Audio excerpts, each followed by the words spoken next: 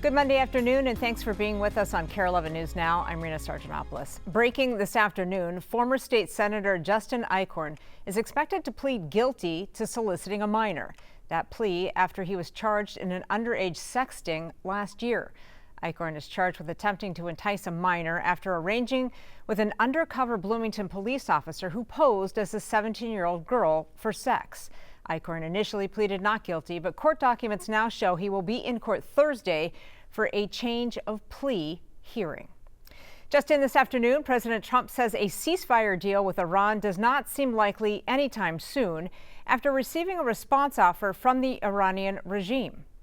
It's unbelievably weak, I would say. I would call it the weakest right now. After reading that piece of garbage they sent us, I didn't even finish reading it. They said, I'm not going to waste my time reading it. I would say it's one of the weakest right now. It's on life support. Iran claims it put forward, quote, generous proposals to stop the fighting. The Trump administration has been adamant that if Iran has access to a nuclear weapon, there would not be a peace deal. Developing right now, several people are hurt after being rescued from balconies during an apartment fire in Bloomington. This is near West 97th and Grand Avenue, just off Old Shakopee Road. Fire crews were able to get those flames under control after about an hour. None of the injuries are considered serious, and no cause has been revealed yet. Right now, the countdown is on at the state capitol. Lawmakers have just 1 week left until the end of the legislative session. And so far, Governor Walz has only signed a handful of bills. Political science professor David Schultz says Minnesotans are frustrated by the lack of action. All of this is the stuff that I think people want to have adopted. But when they look at the legislature's inability to act, it's not a surprise that you see people very frustrated with government and very angry in terms of its inability to act. Because this is an even year session, lawmakers are not required to pass any bills before adjournment. But there are still major issues that need to be resolved, including a bonding bill to fund infrastructure projects all across the state. The measure needs a 60% supermajority vote to pass, making its chances uncertain. Lawmakers are also facing pressure to pass a supplemental budget bill to address financial changes since last session.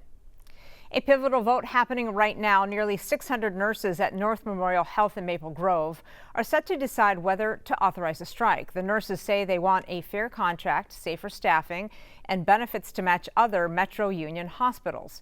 In a statement, North Memorial says in part that it, quote, is committed to reaching an agreement that supports the organization's long-term financial stability and provides a positive working environment for the nurses. Developing right now in Minneapolis, one person is dead after a truck crashed into a bus that then crashed into a house. Happened near 10th Avenue South and 38th Street around 4:30 this morning. According to a Metro Transit spokesperson, a truck ran a stop sign, collided with the back of that bus, pushing it into a yard and into a house. The driver of the pickup died on the scene. What led up to that crash is still under investigation. New today, the man accused of trying to kill President Trump at the White House Correspondents' dinner is pleading not guilty to the charges against him. Cole Allen entered the plea in federal court this morning. Right now, his defense team is filing a motion to disqualify U.S. Attorney Jeanine Pirro and Acting Attorney General Todd Blanche from this case. The reason is because they were at the Correspondents' dinner at the Washington Hilton when the alleged crime took place. Allen's next court appearance is set for the end of June. New today, the CDC says it is monitoring a norovirus outbreak on a cruise ship that just docked in Florida a few hours ago. More than 100 people on board the Caribbean Princess say they have norovirus, a highly contagious infection with symptoms that include diarrhea and vomiting. The ship docked at Port Canaveral in Florida just after 4:15 our time. Right now, it is not clear what will happen to those sick passengers. We do know they have been in isolation since Thursday. And breaking overnight, 16 Americans and one British citizen on the deadly hantavirus-stricken cruise are now back in the U.S. This is video of them arriving at an airfield in Omaha, Nebraska. It's about 1:30 this morning. Right now, we know 2 Americans had to travel in the plane's biocontainment units out of an abundance of caution. Health officials say one passenger tested positive for the virus and another was showing mild symptoms. They are being sent to separate health facilities for treatment. For everyone else, they will go to the National Quarantine Unit at the Nebraska Medical Center. Everyone here is asymptomatic, and afebrile and do not have a temperature at this time. They're all resting now, and we'll do further assessments later in the day once they've had a chance to sleep, but that's where we're at with it now. But all asymptomatic, all very grateful to be here, and we're just waiting for them to rest up, and then we'll do the further assessment. But to be clear, as far as Nebraska Medicine, we have 15 patients in quarantine, and we've got 1 patient in the biocontainment unit. The quarantine unit has individual rooms with special ventilation systems, private bathrooms, Wi-Fi, meal deliveries, and even exercise equipment.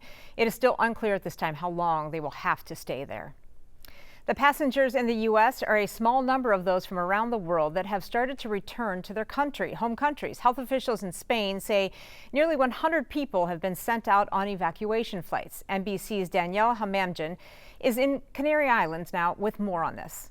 Well, this is the second day of evacuations, and no doubt Spanish authorities are breathing a sigh of relief because so far this very complex and carefully coordinated evacuation is going according to plan. Now, on day one, on Sunday, we saw 94 people evacuated from 19 different countries on 7 different flights. 1 more flight expected today to the Netherlands. Now, we were here yesterday in the early morning hours of Sunday morning when the ship first arrived, and it has anchored off the coast of this very remote port in Tenerife in the Canary Islands. It has not moved. Instead, what we've seen are crews in hazmat suits ferrying the passengers 5 at a time to land. Those passengers carrying nothing more than basic belongings like cell phones.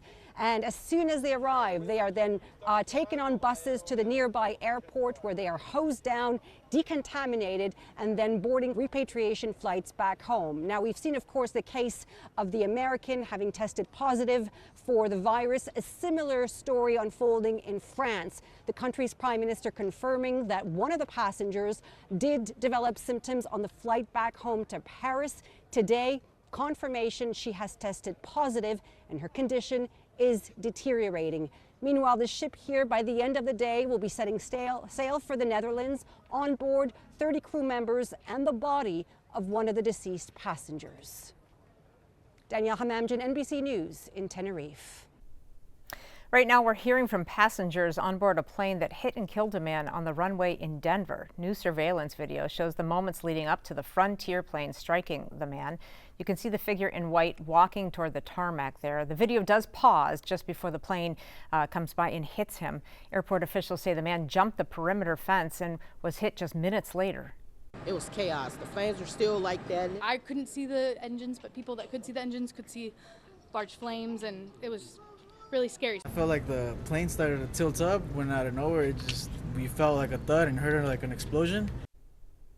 The NTSB and the FAA are now investigating. Still no word on who the man was or why he was on the runway.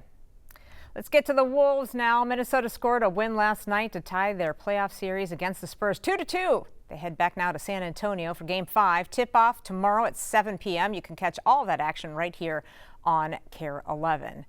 And the Minnesota Frost. It all comes down to this. After winning Game 4, the 2-time defending champs have to win tonight in Quebec in order to keep their playoff streak alive. Puck drop on this one, 6 p.m. tonight. And the Wild handed the Colorado Avalanche their first loss in this year's playoffs on Saturday. It was a blowout, 5-1. The Wild are still behind in this series, though, 2-1 right now. So if they lose Game 4 tonight, the Wild would be on the brink of elimination, making Game 5 a must-win. And this morning, the Wild have another puck in their puck holder after dominating Game 3 on Saturday night. And today, we're learning more about the fan who made the Stanley Cup-shaped piece for the team. Here's Jessica Hart. The loudest hockey fans live in the state of hockey. Let's keep this thing going. They're louder than usual this playoff series as the team looks to add another puck to their board. It's incredible. I watched the videos and it just blows me away. Matthew Lang It's a huge honor. is the guy who made the Wild Stanley Cup playoff puck holder. Since they've become a team, I've been a fan. All right, boys.